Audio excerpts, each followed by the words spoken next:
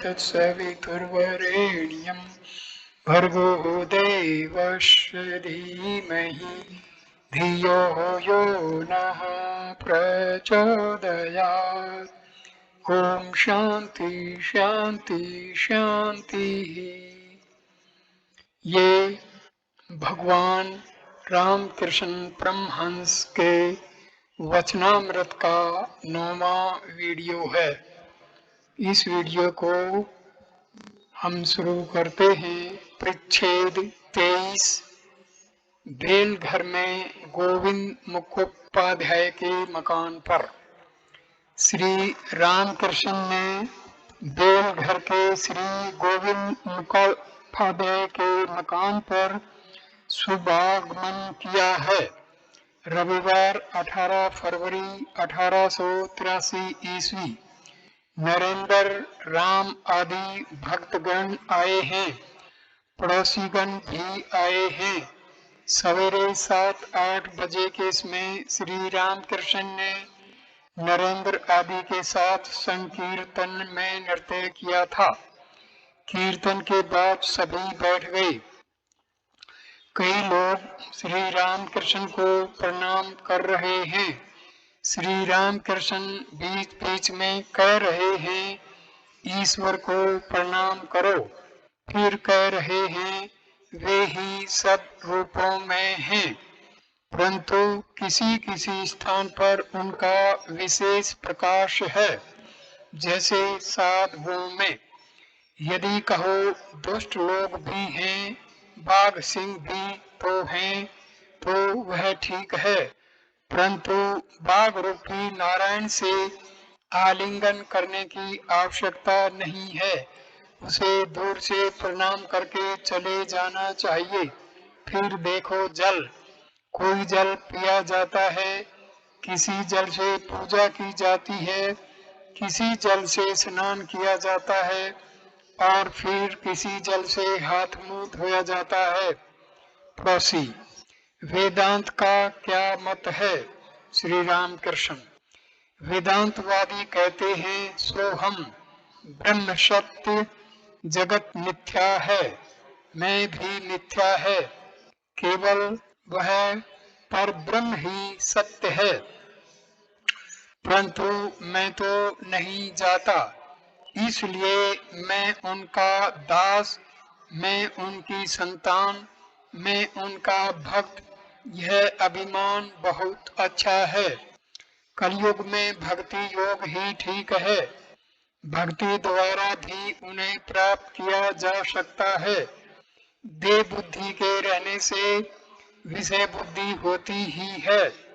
रूप रस गंध स्पर्श ये सब विषय हैं। विषय बुद्धि दूर होना बहुत कठिन है। विषय बुद्धि के रहते सोहम नहीं होता। सन्यासियों में विषय बुद्धि कम है। संसारी गण सदैव विषय चिंता लेकर ही रहते हैं, इसलिए संसारियों के लिए दासो अहम। पड़ोसी, हम पापी हैं, हमारा पाप होगा, हमारा क्या होगा? श्री रामकृष्ण, उनका नाम गुणगान करने से देह से सब पाप भाग जाते हैं। देह रूपी वृक्ष पर पाप पक्षी बैठे हुए हैं। उनका नाम कीर्तन करना मानो ताली बजाने से जिस प्रकार वृक्ष के ऊपर सभी पक्षी भाग जाते हैं, उसी प्रकार उनके नाम गुण कीर्तन से सभी पाप भाग जाते हैं। फिर देखो मैदान के तालाब का जल धूप से स्वयं ही सूख जाता है। इसी प्रकार उनके नाम गुण कीर्तन से पाप रूपी तालाब का जल स्वयं ही सूख जाता है। रोज अभ्यास करना पड़ता है। सर्कस में देखाया घोड़ा दौड़ रहा है, उस पर मैम एक पैर पर खड़ी है। कितने अभ्यास से ऐसा हुआ होगा। और उनके दर्शन के लिए कम से कम एक बार रो। यही 2 उपाय हैं। अभ्यास और अनुराग अर्थात उन्हें देखने के लिए व्याकुलता।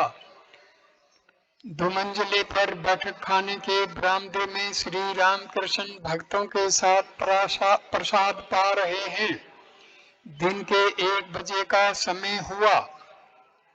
भोजन समाप्त होने के साथ ही साथ नीचे के आंगन में एक भक्त गाने लगे।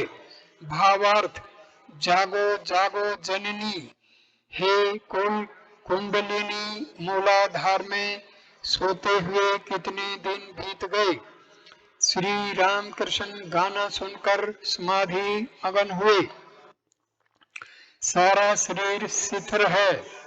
हाथ प्रसाद पात्र पर जैसा था वैसा ही चित्र लिखित सा रह गया और भोजन नहीं हुआ। काफी देर के बाद भाव कुछ कम होने पर कह रहे हैं, मैं नीचे जाऊंगा, मैं नीचे जाऊंगा। एक भक्त ने बड़ी सावधानी के साथ नीचे ले जा रहे हैं। आंगन में ही प्रातःकाल नाम संकीर्तन तथा प्रेमानंद में श्री रामकृष्ण का नृत्य हुआ था। अभी तक दरी और आसन बिछा हुआ है। श्री रामकृष्ण अभी तक भाव मगन हैं। गाने वाले के पास आकर बैठे। गायक ने इतनी देर में गाना बंद कर दिया था।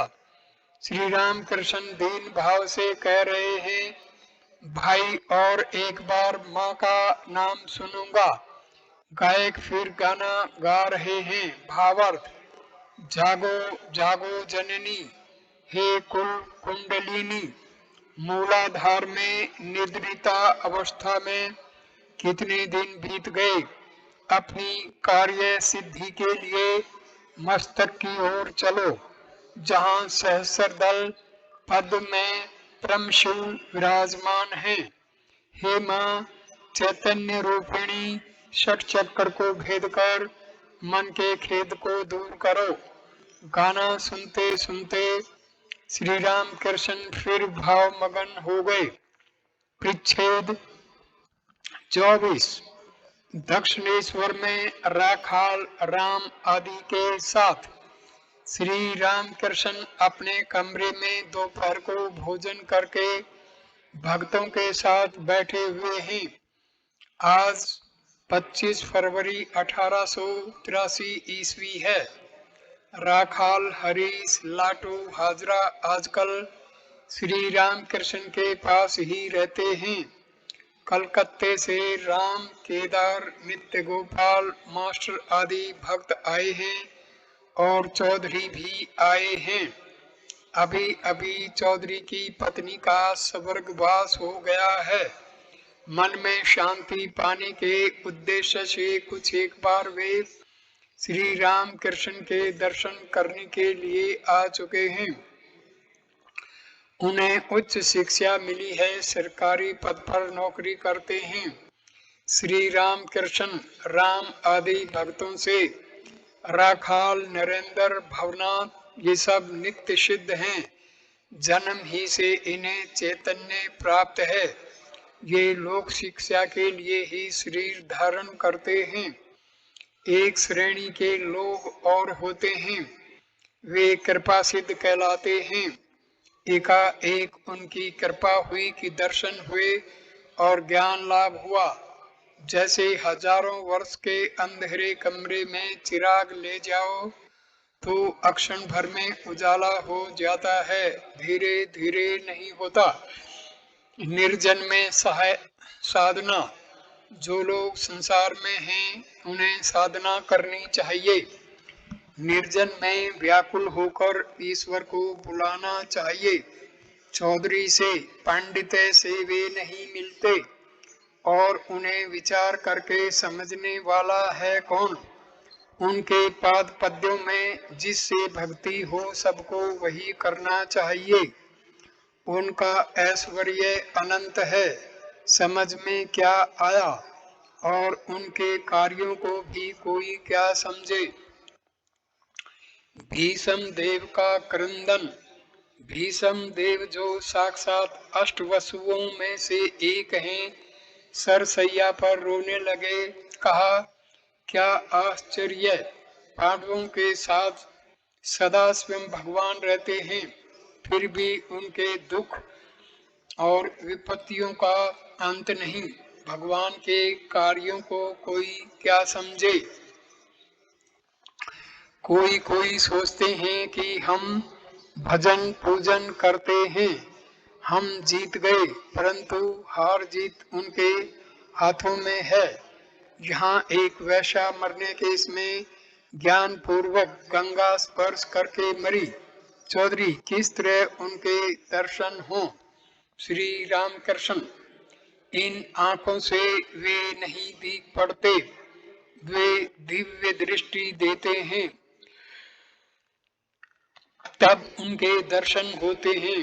अर्जुन को विश्व रूप दर्शन के इसमें श्री भगवान ने दिव्य दृष्टि दी थी। तुम्हारी फिलॉसफी में सिर्फ हिसाब किताब होता है, सिर्फ विचार करते हैं, इससे वे नहीं मिलते। राम भक्ति अहेतु की भक्ति। यदि राग भक्ति अहेतु की भक्ति, यदि राग भक्ति अनुराग के साथ भक्ति हो तो वे शिथिल नहीं रह सकते। भक्ति उनको उतनी ही प्रिय है जितनी बैल को सानी। राग भक्ति, शुद्धा भक्ति, अहेतु की भक्ति, जैसे प्रहलाद की। तुम किसी बड़े आदमी से कुछ चाहते नहीं हो, परंतु रोज आते हो, उन्हें देखना ही चाहते हो। पूछने पर कहते हो, जी कोई काम नहीं है, बस दर्शन के लिए आ गया। इसे अहेतु की भक्ति कहते हैं। तुम ईश्वर से कुछ चाहते नहीं, सिर्फ प्यार करते हो। यह कहकर श्री राम कृष्ण गाने लगे। गीत का मर्म यह है, मैं मुक्ति देने में कातर नहीं होता, किंतु शुद्धा भक्ति देने में कातर होता हूँ। मूल बात है ईश्वर में रागा अनुराग भक्ति और विवेक वैराग्य चाहिए। चौधरी, महाराज गुरु के न होने से क्या नहीं होता। श्री राम कृष्ण सच्चिदानंद ही गुरु हैं। शव साधना करते समय जब ईश्वर दर्शन का मौका आता है, तब गुरु सामने आकर कहते हैं, यह देख अपना इष्ट। फिर गुरु इष्ट में लीन हो जाते हैं। जो गुरु हैं वे ही इष्ट हैं, गुरु मार्ग पर लगा देते हैं। अनंत का तो वर्त पर पूजा विष्णु की जाती है, उसी में ईश्वर का अनंत रूप विराजमान है। सर्वधर्म समन्वय राम आदि भक्तों से। यदि कहो किस मूर्ति का चिंतन करेंगे, तो जो मूर्ति अच्छी लगे उसी का ध्यान करना, परंतु समझना कि सभी एक हैं, किसी से द्वेष न करना चाहिए। शिव काली हरि सब एक ही के भिन्न भिन्न रूप हैं। वह धन्य है जिसको उनके एक होने का ज्ञान हो गया है। बाहर शैव, हृदय में काली, मुख में हरि नाम। कुछ कुछ काम क्रोध आदि के न रहने से शरीर नहीं रहता, परंतु तुम लोग घटाने ही की चेष्टा करना। श्री रामकृष्ण केदार को देखकर कह रहे हैं, ये अच्छे हैं, नित्य भी मानते हैं, लीला भी मानते हैं। एक ओर ब्रह्म और दूसरी ओर देव लीला से लेकर मनुष्य लीला तक। केदार कहते हैं कि श्री रामकृष्ण के रूप में भगवान मनुष्य देह धारण कर अवतीर्ण हुए हैं। सन्यासी तथा कामिनी नित्य गोपाल को देखकर श्री राम कृष्ण बोले, इसकी अच्छी अवस्था है। नित्य गोपाल से तुम वहां ज्यादा ने जाना, कहीं एक आध बार चले गए। भक्त है तो क्या हुआ, स्त्री है ने, इसीलिए सावधान रहना। सन्यासी के नियम बड़े कठिन हैं। उसके लिए स्त्रियों के चित्र देखने की भी मनाही है। यह संसारियों के लिए नहीं है। स्त्री यदि भगत भी हो तो भी उससे ज्यादा न मिलना चाहिए। जितेंद्रिय होने पर भी सन्यासी को लोक शिक्षा के लिए यह सब करना पड़ता है। साधु पुरुष का 16 आना त्याग देखने पर दूसरे लोग त्याग की शिक्षा लेंगे, नहीं तो वे भी डूब जाएंगे। सन्यासी जगत गुरु है। अब श्री राम कृष्ण और भक्तगण उठकर घूमने लगे। मास्टर प्रहलाद के चित्र के सामने खड़े होकर देख रहे हैं। श्री राम कृष्ण ने कहा कि प्रहलाद की भक्ति अहेतु की भक्ति है। परिच्छेद 25। दक्षिणेश्वर में भक्तों के साथ। श्री राम कृष्ण दक्षिणेश्वर मंदिर के अपने कमरे में राखाल, मास्टर आदि 2-1 भक्तों के साथ बैठे हैं। शुक्रवार 9/1883 ईस्वी, माघा अमावस्या, प्रातःकाल 8-9 बजे का समय होगा। अमावस्या का दिन है। श्री राम कृष्ण को सतत जगन माता का उद्दीपन हो रहा है। वे कह रहे हैं ईश्वर ही वस्तु है, बाकी सब अवस्थे माने अपनी महामाया द्वारा मुग्ध कर रखा है। मनुष्यों में देखा बद्ध जीव ही अधिक हैं। इतना दुख कष्ट पाते हैं फिर भी उसी कामनी कांचन में उनकी आसक्ति है। कांटेदार घास खाते में ऊंट के मुंह में धर धर खून बहता है, फिर भी वह उसे छोड़ना नहीं, खाते ही जाता है। प्रसव वेदना के इसमें स्त्रियां कहती हैं ओ अब और पति के पास नहीं जाऊंगी, परंतु फिर भूल जाती हैं। देखो उनकी खोज कोई नहीं करता। अनाज को छोटो ले उसके पत्ते खाते हैं। संसार किस लिए? निष्काम कर्म द्वारा चित्त शुद्धि के लिए। भक्त महाराज संसार में वे क्यों रख देते हैं? श्री राम कृष्ण, संसार कर्म अक्षेत्र है। कर्म करते करते ही ज्ञान होता है। गुरु ने कहा इन कर्मों को करो और इन कर्मों को न करो। फिर वे निष्काम कर्म का उपदेश देते हैं। कर्म करते करते मन का मैल धुल जाता है। अच्छे डॉक्टर की चिकित्सा में रहने पर दवा खाते खाते कैसा ही रोग क्यों न हो ठीक हो जाता है। संसार से वे क्यों नहीं छोड़ते? रोग अच्छा होगा तब छोड़ेंगे। कामिनी कांचन का भोग करने की इच्छा जब न रहेगी तब छोड़ेंगे। अस्पताल में नाम लिखाकर भाग आने का उपाय नहीं है। रोग की कसर रहते डॉक्टर साहब ने छोड़ेंगे। श्री राम कृष्ण आजकल यशोदा की तरह सदा वात्सल्य रस में मगन रहते हैं, इसलिए उन्होंने राखाल को साथ रखा है। राखाल के प्रति श्री राम कृष्ण का गोपाल भाव है। कर्मण्येवाधिकारस्ते मां फलेषु कदाचन। इस प्रकार माँ की गोद में छोटा लड़का जाकर बैठता है, उसी प्रकार राखाल भी श्री रामकृष्ण की गोद के सहारे बैठते थे, मानो स्तन पान कर रहे हों। भक्तों के साथ श्री रामकृष्ण का बाण देखना। श्री रामकृष्ण इसी भाव में बैठे हैं। इसी समय एक आदमी ने आकर समाचार दिया कि बाण आ रहा है। श्री राम कृष्ण, राखाल, मास्टर सभी लोग वान देखने के लिए पंचवटी की ओर दौड़ने लगे। पंचवटी के नीचे आकर सभी बाण देख रहे हैं। दिन के करीब 10:30 बजे का समय होगा। एक नाका का स्थिति को देखकर श्री राम कृष्ण कह रहे हैं, देखो देखो उस नाव के नीचे जाने की क्या दिशा होगी। अब श्री राम कृष्ण पंचवटी के पथ पर मास्टर राखाल आदि के साथ बैठे हैं। श्री राम कृष्ण मास्टर के प्रति, अच्छा वान कैसे आता है मास्टर, भूमि पर रखिए रेखाएं खींचकर पृथ्वी, चंद्र, सूर्य, माध्याकर्षण, ज्वार भाटा, पूर्णिमा, अमावस्या, ग्रहण आदि समझाने की चेष्टा कर रहे हैं।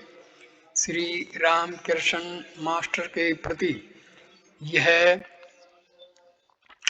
यह बात समझा नहीं सका रहा हूँ। सिर घूम जाता है, चक्कर आ रहा है। अच्छा, इतने दूर की बातें कैसे जान सकें? देखो, मैं बचपन में चित्र अच्छी तरह खींच सकता था, परंतु गणित से सिर चकराता था, हिसाब नहीं सीख सका। अब श्री राम कृष्ण अपने कमरे में लौट आए हैं। दीवार पर टंगे हुए यशोदा के चित्र को देख रहे हैं। चित्र अच्छा नहीं, मानो टीक मालिन मौसी हैं। अधरसेन को उपदेश। मध्याह्न के आहार के बाद श्री राम कृष्ण ने थोड़ा सा विश्राम किया। धीरे धीरे अधर तथा अन्य भक्तगण आ पहुंचे। अधरसेन पहली बार श्री राम कृष्ण का दर्शन कर रहे हैं। अधर का मकान कलकत्ता बेंटोला में है। वे डिप्टी मजिस्ट्रेट हैं। उम्र 29-30 वर्ष की होगी। अधर श्री राम कृष्ण के प्रति, महाराज मुझे बात पूछनी है। क्या देवता के सामने बलि चढ़ाना अच्छा है? इससे तो जीव हिंसा होती है। श्री राम कृष्ण, शास्त्र के अनुसार मन की एक विशेष अवस्था में बलि चढ़ाई जा सकती है। विधिवादीय बलि में दोष नहीं। जैसे अष्टमी के दिन एक बलि चढ़ाते हैं। बंगाल के उपसागर में आचार आने पर उसका बहुत सा जल गंगा में घुस जाता है और वह विशाल जल राशि बड़ी ऊंची लहर के रूप में जोग सा गर्जन करती हुई गंगा के पृष्ठभाग पर से उल्टी दिशा में वेग के साथ बटने लगती है। इसे बाण कहते हैं। परंतु यह विधि सभी अवस्था के लिए नहीं है। मेरी अब ऐसी अवस्था है कि मैं सामने रहकर बलि नहीं देख सकता हूँ। फिर ऐसी भी अवस्था होती है कि सर्वभूतों में ईश्वर को देखता हूँ। चींटियों में भी वे ही दिखाई देते हैं। ऐसी स्थिति में एकाएक किसी प्राणी के मरने पर मन में यही सांत्वना होती है कि उसकी देह मात्र का विनाश हुआ है, आत्मा की मृत्यु नहीं है।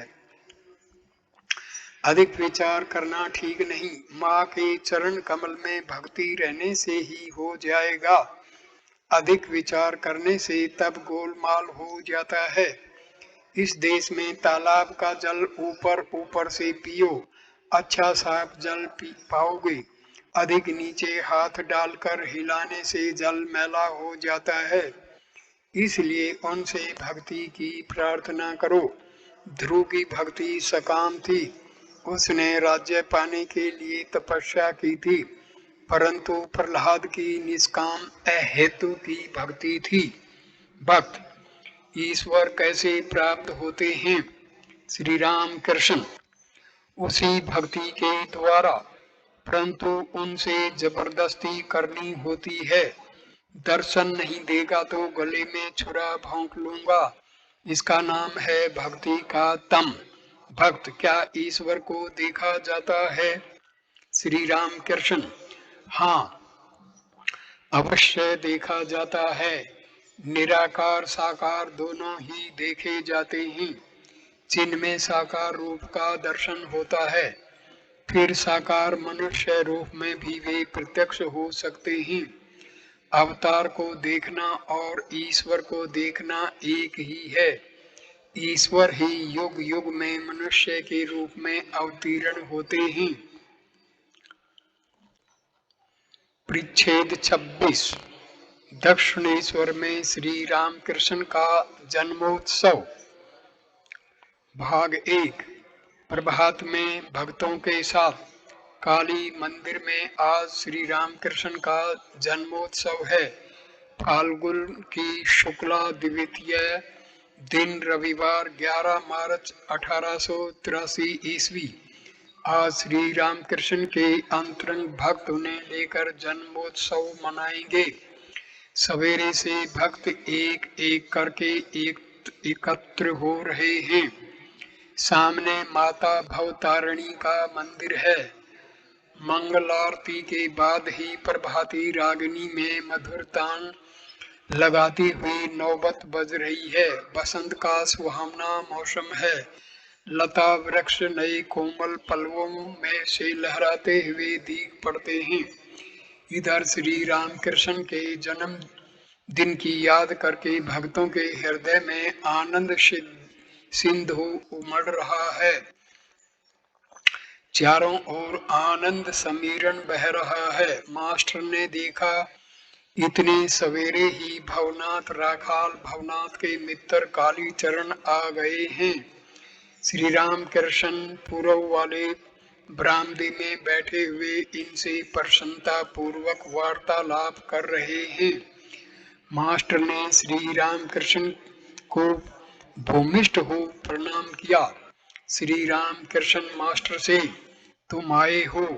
भक्तों से लज्जा घृणा भय इन तीनों के रहते काम सिद्ध नहीं होता। आज कितना आनंद होगा, परंतु जो लोग भगवान नाम में मत होकर नृत्य गीत न कर सकेंगे उनका कहीं कुछ नहीं होगा। ईश्वरीय चर्चा में किसी लज्जा और कैसा भय। अच्छा अब तुम लोग गाओ। भवनाथ और काली कृष्ण गा रहे हैं। गीत इस आशय का है, हे आनंद में आज का दिन धन्य है। हम सब तुम्हारे सत्य धर्म का भारत में प्रचार करेंगे। हर एक हृदय में तुम ही विराजित हो। चारों ओर तुम्हारे ही पवित्र नाम की ध्वनि गूंजती है। भक्त समाज तुम्हारी स्तुति करते हैं। हे प्रभु, हमें धन जन और मान ने चाहिए, दूसरी कामना नहीं है। विकल जन तुम्हारी प्रार्थना कर रहे हैं। हे प्रभु, तुम्हारे चरणों में शरण ली तो फिर ने विपत्ति में भय है ने मृत्यु में। मुझे तो अमृत मिल गया। तुम्हारी जय हो। हाथ जोड़कर बैठे हुए मन लगाकर श्री राम कृष्ण गाना सुन रहे हैं। गाना सुनते सुनते आपका मन सीधे भाव राज्य में पहुंच गया है। श्री राम कृष्ण का मन सुखी दिया सलाई है। एक बार घिसने से उद्दीपना होती है। प्राकृत मनुष्यों का मन भीगी दिया सलाई है। कितनी ही घिसों पर जलती नहीं, क्योंकि वह विषया आसक्त है। श्री राम कृष्ण बड़ी देर तक ध्यान में लगे हुए हैं। कुछ देर बाद काली कृष्ण भवनाथ से कुछ कह रहे हैं। पहले हरि नाम या मजदूरों की शिक्षा। काली कृष्ण श्री राम कृष्ण को प्रणाम करके उठे। श्री राम कृष्ण ने विस्मित होकर पूछा, कहाँ जाओगे? भवनाथ। कुछ काम है इसलिए वे जा रहे हैं। श्री राम कृष्ण, क्या काम है? भवनाथ। श्रम जीवियों के शिक्षालय में बड़ा नगर वर्किंग मेंस इंस्टीट्यूट जा रहे हैं। श्री राम कृष्ण, भाग्य ही में नहीं है। आज हरि नाम कीर्तन में कितना आनंद होता है, देखा नहीं उसके भाग्य ही में नहीं था। दूसरा भाग। जन्मोत्सव में भक्तों के संग सन्यासियों के कठिन नियम। दिन के 8:30 या 9 बजे होंगे। श्री रामकृष्ण ने आज गंगा में स्नान नहीं किया। शरीर कुछ अस्वस्थ है। घड़ा भरकर पानी बरामदे में लाया गया। भक्त उनको स्नान करा रहे हैं। नहाते हुए श्री रामकृष्ण ने कहा, एक लोटा पानी अलग रख दो। अंत में वही पानी सिर पर डाला। आज आप बड़े सावधान हैं। एक लोटे से ज्यादा पानी सिर पर नहीं डाला। स्नान के बाद मधुर कंठ से भगवान का नाम ले रहे हैं। धोया हुआ कपड़ा पहने एक दो भक्तों के साथ आंगन से होते हुए काली माता के मंदिर की ओर जा रहे हैं। मुख से लगातार नाम उच्चारण कर रहे हैं। चितवन बाहर की ओर नहीं है। अंडे को सेते में चिड़िया की दृष्टि जिस प्रकार होती है, उसी के सदृश हो रही है। काली माता के मंदिर में जाकर आपने प्रणाम और पूजा की। पूजा का कोई नियम नहीं था। गंध पुष्प कभी माता के चरणों में देते हैं और कभी अपने सिर पर। अंत में माता का निर्माल्य सिर पर रख भावनाथ से कहा, यह लो डाब। माता का प्रसादी डाब था। फिर आंगन से होते हुए अपने कमरे की तरफ आ रहे हैं। साथ में भवनाथ और मास्टर हैं। भवनाथ के हाथ में डाब है।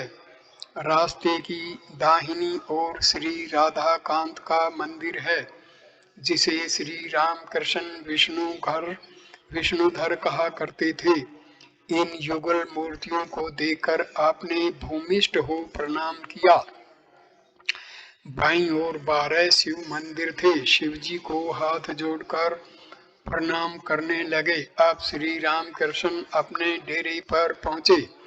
देखा कि और भी कई भगत आए हुए हैं। राम, नित्य गोपाल, केदार, चटर्जी आदि अनेक लोग आए हैं। उन्होंने श्री राम कृष्ण को भूमिष्ठ हो प्रणाम किया। आपने भी उनसे कुशल प्रश्न पूछा। नित्य गोपाल को देखकर श्री राम कृष्ण कह रहे हैं, तू कुछ खाएगा? ये भक्त उस समय बालक के भाव में थे। इन्होंने विवाह नहीं किया था। उम्र 23-24 वर्ष की होगी। ये सदा भाव राज्य में रहते थे और कभी अकेले कभी राम के साथ प्राय श्री राम कृष्ण के पास आया करते थे। श्री राम कृष्ण इनकी भावावस्था को देखकर इनसे बड़ा प्यार करते हैं और कभी कभी कहते हैं कि इनकी परमहंस की अवस्था है, इसलिए आप इनको गोपाल जैसे देख रहे हैं। भक्त ने कहा, खाऊंगा। उनकी बातें ठीक एक बालक की सी थी। नित्य गोपाल को उपदेश। त्यागी के लिए स्त्रीलिंग पूर्णतया निर्विघ्न। खिलाने के बाद श्री राम कृष्ण उनको गंगा की ओर अपने कमरे के गोल बरामदे में ले गए और उनसे बातें करने लगे। एक परम भक्त महिला, जिनकी उम्र कोई 31-32 वर्ष की होगी, श्री राम कृष्ण के पास अक्सर आती हैं और उनकी बड़ी भक्ति करती हैं। वे भी इन भक्त की अद्भुत भावावस्था को देखकर इन्हें अपने लड़के के भांति प्यार करती हैं और इन्हें प्राय अपने घर लिवा ले जाती हैं। श्री रामकृष्ण भक्त से, क्या तू वहां जाता है? नित्य गोपाल बालक की तरह, हाँ जाता हूँ, मुझे लिवा ले जाती है। श्री राम कृष्ण, अरे साधु सावधान, एक आध बार जाना बस, ज्यादा मत जाना, नहीं तो गिर पड़ेगा। कामिनी और कांचन ही माया है। साधु को स्त्रियों से बहुत दूर रहना चाहिए। वहाँ सब डूब जाते हैं। वहाँ ब्रह्मा और विष्णु तक लोट पोट हो जाते हैं। भक्त ने सब सुना। मास्टर सवगत, क्या आश्चर्य की बात है। इन भक्त की परमहंस की अवस्था है। यह तो आप स्वयं ही कहते हैं। इतनी उच्च अवस्था होते हुए भी इनके पतन की आशंका है। साधुओं के लिए आपने क्या ही कठिन नियम बना दिए हैं। स्त्रियों के साथ अधिक मिलने जुलने से साधु का पतन होने की संभावना रहती है। यह उच्च आदर्श सामने न रहे तो भला जीवों का उद्धार कैसे हो। वह स्त्री तो भक्त ही है, फिर भी भय है। अब समझा श्री चैतन्य देव ने छोटे हरिदास को इतनी कठोर सजा क्यों दी थी। महाप्रभु के मना करने पर भी हरिदास ने एक भक्त विधवा से वार्तालाप किया था, परंतु हरिदास सन्यासी थे, इसलिए महाप्रभु ने उन्हें त्याग दिया। कितनी कठोर सजा, सन्यासी के लिए कितना कठिन नियम। फिर इन भक्त पर आपका कितना प्रेम है। आगे चलकर कोई विपत्ति न आन पड़े, इसलिए पहले ही से इन्हें सचेत कर रहे हैं।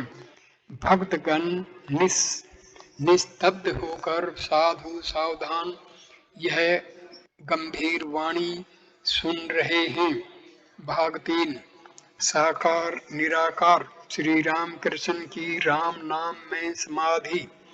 अब श्री राम कृष्ण भक्तों के साथ अपने कमरे के उत्तर पूर्व वाले बरामदे में आ गए हैं। भक्तों में दक्षिणेश्वर के रहने वाले एक गृहस्थ भी बैठे हैं। वे घर पर वेदांत की चर्चा करते हैं। श्री राम कृष्ण के सामने वे केदार चटर्जी से शब्द ब्रह्म पर बातचीत कर रहे हैं।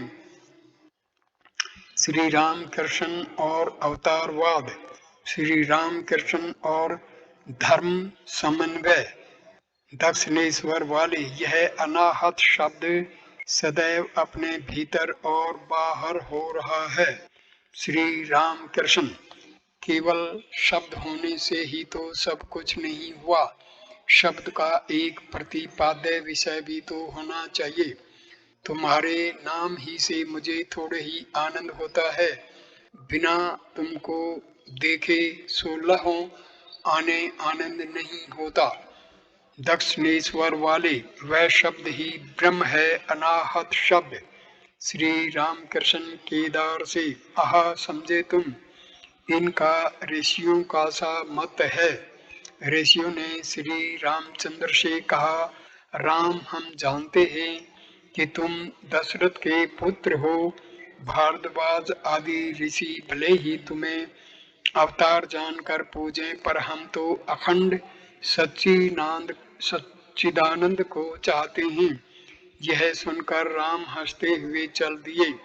केदार ऋषियों ने राम को अवतार नहीं जाना तो वे ना समझ थे। श्री राम कृष्ण गंभीर भाव से, तुम ऐसे मत कहना। जिसकी जैसी रुचि और जिसके पेट में जो चीज पचे।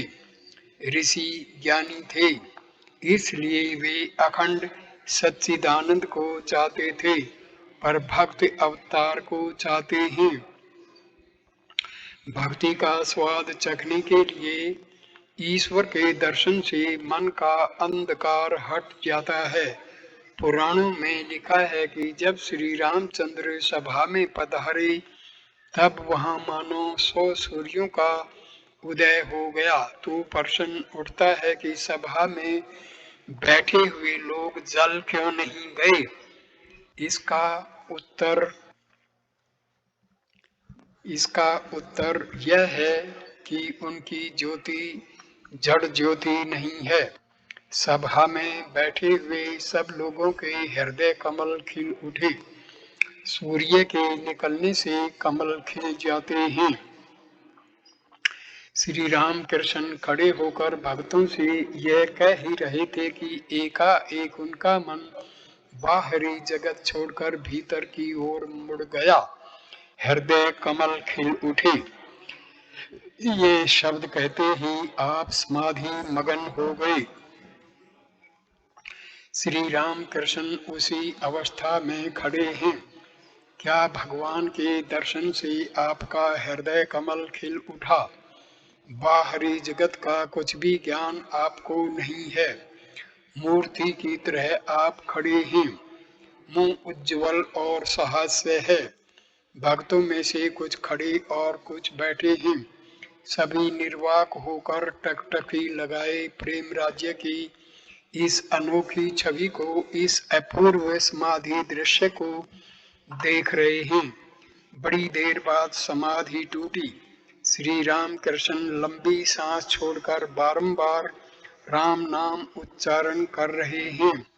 नाम के प्रत्येक वर्ण से मानो अमृत टपक रहा है। श्री राम कृष्ण बैठे। भक्त भी चारों तरफ बैठकर उनको एकटक देख रहे हैं। श्री राम कृष्ण भक्तों से जब अवतार आते हैं तो साधारण लोग उनको नहीं जान सकते। वे छिपकर आते हैं। दो ही चार अंतरंग भक्त उनको जान सकते हैं। राम पूर्ण ब्रह्म थे, पूर्ण अवतार थे। यह बात केवल 12 ऋषियों को मालूम थी। अन्य ऋषियों ने कहा था, राम हम तो तुमको दशरथ का बेटा ही समझते हैं।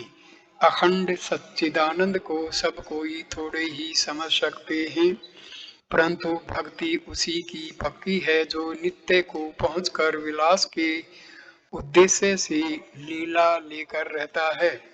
विलायत में क्वीन रानी को जब देखकर आओ तब क्वीन की बातें, क्वीन के कार्य, इन सब का वर्णन हो सकता है। क्वीन के विषय में कहना तभी ठीक उतरता है। भारद्वाज आदि ऋषियों ने राम की स्तुति की थी और कहा था, हे राम तुम ही वह अखंड सच्चिदानंद हो। हमारे सामने तुम मनुष्य के रूप में अवतीर्ण हुए हो। सच तो यह है कि माया के द्वारा ही तुम मनुष्य जैसे दिखते हो।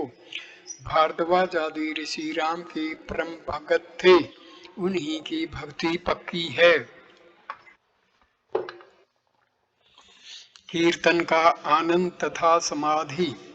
भक्त निर्वाक होकर यह अवतार तत्व सुन रहे हैं। कोई कोई सोच रहे हैं, क्या आश्चर्य है, वेदोक्त अखंड सच्चिदानंद जिन्हें वेद ने मन वचन से परे बताया है, क्या वे ही हमारे सामने 3.5 हाथ का मनुष्य शरीर लेकर आते हैं? जब श्री राम कृष्ण कहते हैं तो वैसा अवश्य ही होगा। यदि ऐसा न होता तो राम राम कहते हुए इन महापुरुष को क्यों समाधि होती? अवश्य इन्होंने हृदय कमल में राम का रूप देखा होगा। थोड़ी देर में कौन नगर से कुछ भक्त मृदंग और झांझ लिए संकीर्तन करते हुए बगीचे में आए। मनमोहन, नबाई आदि बहुत से लोग नाम संकीर्तन करते हुए श्री राम कृष्ण के पास उसी उत्तर पूर्व वाले बरामदे में पहुंचे। श्री राम कृष्ण प्रेमोन्मत्त होकर उनसे मिलकर संकीर्तन कर रहे हैं। नाचते नाचते बीच बीच में समाधि हो जाती है। तब संकीर्तन के बीच में निष्पंद होकर खड़े रहते हैं। उसी अवस्था में भक्तों ने उनको फूलों की बड़ी बड़ी मालाओं से सजाया। भक्त देख रहे हैं मानो सामने ही श्री गौरांग खड़े हैं। गहरी भाव समाधि में मगन हैं। श्री गौरांग की तरह श्री राम कृष्ण की भी 3 दशाएं हैं। कभी अंतरदशा, तब जड़ वस्तु की भांति आप बेहोश और निष्पंद हो जाते हैं। कभी अर्धबाह्य दशा, तब प्रेम से भरपूर होकर नाचते हैं। और फिर बाह्य दशा, तब भक्तों के साथ संकीर्तन करते हैं। श्री राम कृष्ण समाधि मगन हो खड़े हैं। गले में मालाएं हैं, कहीं गिरने पड़े इसलिए एक भक्त आपको पकड़े हुए हैं। चारों ओर भक्त खड़े होकर मृदंग और झांझ के साथ संकीर्तन कर रहे हैं। श्री राम कृष्ण की दृष्टि शिथिर है। श्रीमुख पर प्रेम की छटा झलक रही है। आप पश्चिम की ओर मुंह किए हैं। बड़ी देर तक सब लोग यह आनंद मूर्ति देखते रहे। समाधि छूटी, दिन चढ़ गया है। थोड़ी देर बाद कीर्तन भी बंद हुआ। भक्तगण श्री राम कृष्ण को भोजन कराने के लिए व्यग्र हुए। कुछ देर विश्राम के पश्चात श्री राम कृष्ण एक नया पीला वस्त्र पहने अपनी छोटी खाट पर बैठे। आनंद में महापुरुष की उस अनुपम ज्योतिर्मय रूप छवि को भगत देख रहे हैं, पर देखने की प्यास नहीं मिटती। वे सोचते हैं कि इसे देखते ही रहें, इस रूप सागर में डूब जाएं। श्री राम कृष्ण भोजन करने बैठे। भक्तों ने भी प्रसाद खाया। पांचवा भाग, श्री राम कृष्ण और सर्वधर्म समन्वय। भोजन के उपरांत श्री राम कृष्ण छोटे तख्त पर आराम कर रहे हैं। कमरे में लोगों की भीड़ बढ़ रही है। बाहर के बरामदे भी लोगों से भरे हैं। कमरे के भीतर जमीन पर भक्त बैठे हैं और श्री राम कृष्ण की ओर एक दृष्टि से ताक रहे हैं। केदार, सुरेश, राम मनोमोहन, गिरिंदर, राखाल, भवनाथ मास्टर आदि बहुत लोग वहां पर मौजूद हैं। राखाल के पिता आए हैं, वे भी वहीं बैठे हैं। एक वैष्णव गोसाई भी उसी स्थान पर बैठे हैं। श्री रामकृष्ण उनसे बातें कर रहे हैं। गोसाइयों को देखते ही श्री रामकृष्ण सिर झुकाकर प्रणाम करते थे। कभी कभी तो उनके सामने साष्टांग प्रणाम करते थे। नाम महामत्य अथवा अनुराग। श्री रामकृष्ण, अच्छा तुम क्या कहते हो, उपाय क्या है? गोसाई जी, नाम से ही सब कुछ होगा। कलयुग में नाम की बड़ी महिमा है। श्री राम कृष्ण, हाँ, नाम की बड़ी महिमा तो है, पर बिना अनुराग के क्या हो सकता है? ईश्वर के लिए प्राण व्याकुल होने चाहिए। सिर्फ नाम लेता जा रहा हूँ, पर चित्त कामनी और कांचन में है, इससे क्या होगा? बिच्छू या मकड़ी के काटने पर खाली मंत्र से वह अच्छा नहीं होता, उसके लिए कंडे का ताप भी देना पड़ता है। गोसाई, तो अजामिल को क्यों हुआ? वह महापातकी था। ऐसा पाप ही न था जो उसने न किया हो, पर मरते में अपने लड़के को नारायण कहकर बुलाने से ही उसका उद्धार हो गया। श्री राम कृष्ण, शायद अजामिल पूर्व जन्म में बहुत कर्म कर चुका था, और यह भी लिखा है कि उसने बाद में तपस्या भी की थी। अथवा यूं कहो कि उसमें उसके अंतिम अक्षण आ गए थे। हाथी को नहला देने से क्या होगा? फिर धूल मिट्टी लिपटा कर वह ज्यों का त्यों हो जाता है। पर हाथी खाने में घुसने के पहले ही अगर कोई उसकी धूल झाड़ दे और उसे नहला दे तो फिर उसका शरीर साफ रह सकता है। मान लिया कि नाम से जीव एक बार शुद्ध हुआ, पर वह फिर तरह तरह के पापों में लिप्त हो जाता है। मन में बल नहीं, वह प्रण नहीं करता कि फिर पाप नहीं करूंगा। गंगा स्नान से सब पाप मिट जाते हैं, सही, पर सब लोग कहते हैं कि वे पाप एक पेड़ पर चढ़े रहते हैं। जब वह मनुष्य गंगा जी से नहाकर लौटता है तो वे पुराने पाप पेड़ से कूदकर फिर उसके सिर पर सवार हो जाते हैं।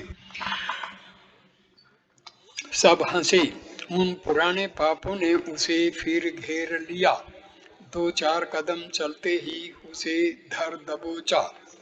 इसलिए नाम भी करो और साथ ही प्रार्थना भी करो कि ईश्वर पर अनुराग हो, और जो चीजें 2 दिन के लिए हैं, जैसे धन मान देह सुख आदि, उनसे आसक्ति घटती जाए। वैष्णव धर्म तथा सांप्रदायिकता। गोसाई से, यदि आंतरिकता हो तो सभी धर्मों से ईश्वर मिल सकते हैं। वैष्णवों को भी मिलेंगे तथा शाक्तों, वेदांतियों और ब्राह्मणों को भी, मुसलमानों और ईसाइयों को भी। हृदय से चाहने पर सबको मिलेंगे। कोई कोई झगड़ा कर बैठते हैं। वे कहते हैं कि हमारे श्री कृष्ण को भजे बिना कुछ नहीं बनेगा, या हमारी काली माता को भजे बिना कुछ नहीं होगा, अथवा हमारे ईसाई धर्म को ग्रहण किए बिना कुछ नहीं होगा। ऐसी बुद्धि का नाम हठ धर्म है, अर्थात मेरा ही धर्म ठीक है और बाकी सबका गलत। यह बुद्धि खराब है। ईश्वर के पास हम बहुत रास्तों से पहुंच सकते हैं। फिर कोई कोई कहते हैं कि ईश्वर साकार है, निराकार नहीं। यह कहकर वे झगड़ने लग जाते हैं। जो वैष्णव है वह वेदांती से झगड़ता है। यदि ईश्वर के साक्षात दर्शन हो तो सब हाल ठीक ठीक ही बताया जा सकता है। जिसने दर्शन किए हैं वह ही ठीक जानता है कि भगवान साकार भी है और निराकार भी। वे और भी कैसे कैसे हैं ये कौन बताए।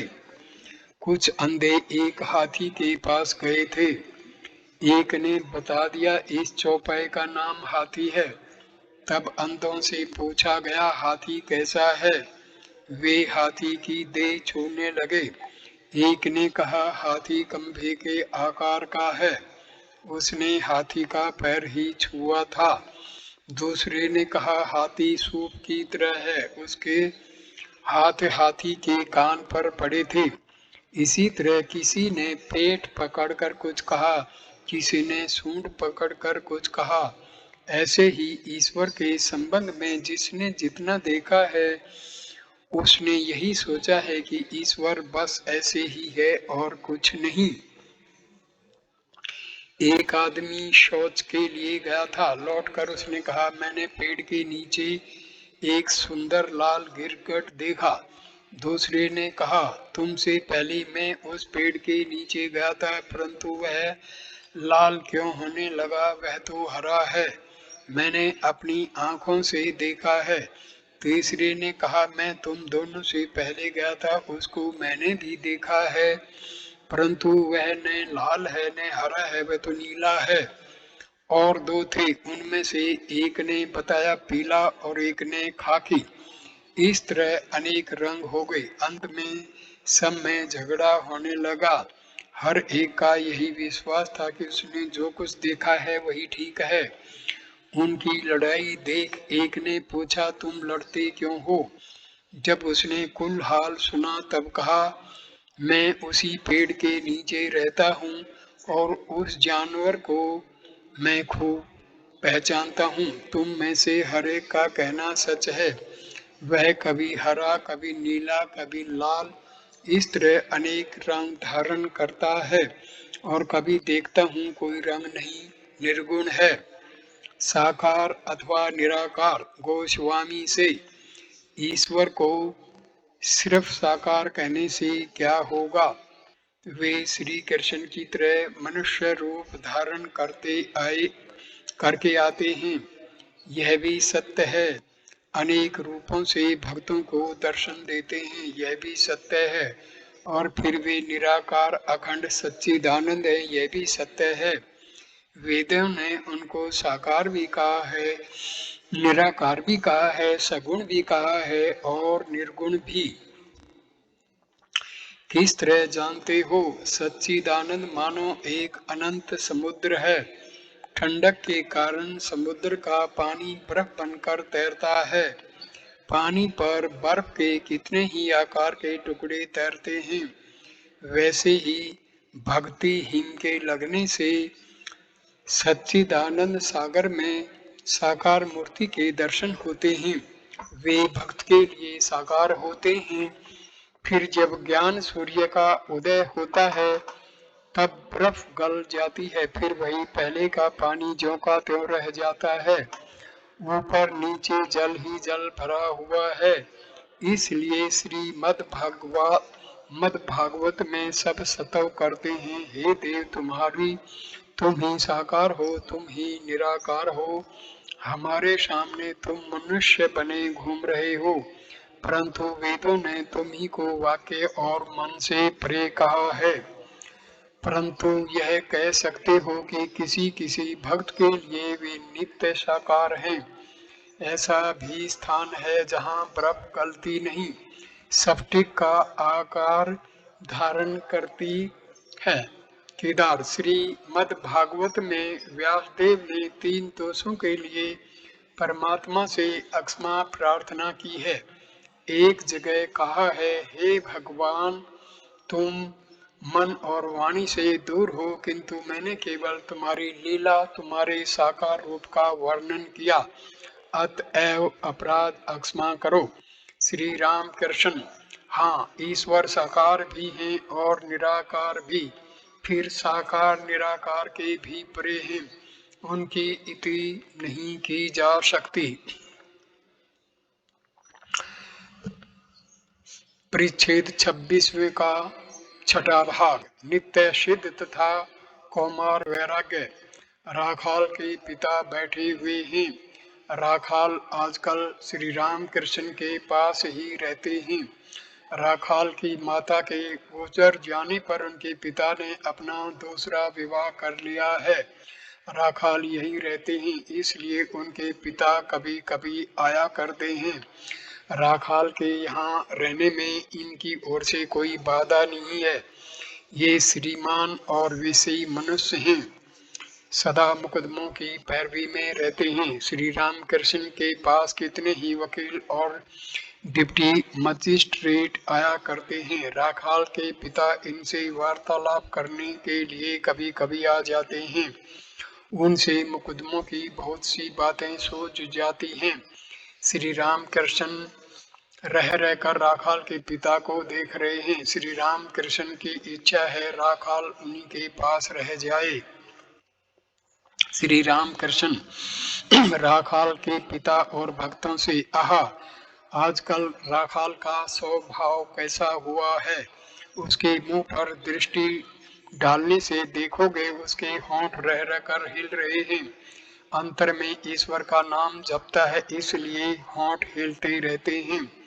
ये सब लड़के नित्य सिद्ध की श्रेणी के हैं, ईश्वर का ज्ञान साथ लेकर पैदा हुए हैं। कुछ उम्र होते ही ये समझ जाते हैं कि संसार की छूत देह में लगी तो फिर निस्तार न होगा। वेदों में होमा पक्षी की कहानी है। वह चिड़िया आकाश में ही रहती है, जमीन पर कभी नहीं उतरती, आकाश ही में अंडे देती है। अंडे गिरते रहते हैं पर वे इतनी ऊंचाई से गिरते हैं कि गिरते गिरते ही बीच में वे फूट जाते हैं। तब बच्चे निकल आते हैं, वे भी गिरने लगते हैं। उस समय भी वे इतनी ऊंचाई पर रहते हैं कि गिरते ही गिरते उनके पंख निकल आते हैं और आंखें भी खुल जाती हैं। तब वे समझ जाते हैं कि अरे हम मिट्टी में गिर जाएंगे, और गिरे तो चकनाचूर। मिट्टी देखते ही एकदम अपनी माता की ओर उड़ जाते हैं। माता के निकट पहुंचना ही उनका लक्ष्य हो जाता है। ये सब लड़के ठीक वैसे ही हैं, बचपन ही में संसार देखकर डर जाते हैं। इनकी एकमात्र चिंता यही है कि किस तरह माता के निकट जाएं, किस प्रकार ईश्वर का दर्शन हो। यदि यह कहो कि ये रहे विषय मनुष्यों में पैदा हुए विषयों के यहाँ, फिर इनमें ऐसी भक्ति ऐसा ज्ञान कैसे हो गया, तो इसका भी अर्थ है मैली जमीन पर यदि चना गिर जाए तो उसमें चना ही फलता है। उस चने से कितने अच्छे काम होते हैं। मैली जमीन पर गिर गया इसलिए उससे कोई दूसरा पैदा थोड़ा ही होगा। आहा राखाल का स्वभाव आजकल कैसा हो गया है, और होगा भी क्यों नहीं। यदि सूरन अच्छा हुआ तो उसके अंकुर भी अच्छे होते हैं। सब हंसते हैं, जैसा बाप उसका बेटा वैसा। मास्टर गिरिंदर से अलग से साकार और निराकार की बात कैसी समझाई इन्होंने, जान पड़ता है वैष्णव केवल साकार ही मानते हैं। गिरिंदर होगा वे एक ही भाव पर अड़े रहते हैं। मास्टर नित्य साकार आप समझे, सेप्टिक वाली बात मैं उसे अच्छी तरह नहीं समझ सका। श्री राम कृष्ण मास्टर से, क्यों जी तुम लोग क्या बातचीत कर रहे हो? मास्टर और गिरिंदर जरा हंसकर चुप हो गए। वृंदा दासी रामलाल से, रामलाल अभी इस आदमी को मिठाइयाँ दो, हमें बाद में देना। श्री राम कृष्ण, वृंदा को अभी मिठाइयाँ नहीं दी गई। इस वीडियो को मैं यहीं विराम देता हूँ। अगला 10वां वीडियो हम शुरू करेंगे परिच्छेद 26 के 7वें भाग से, पंचवटी में कीर्तानंद। धन्यवाद दोस्तों, ये वीडियो देखने के लिए। नमस्कार।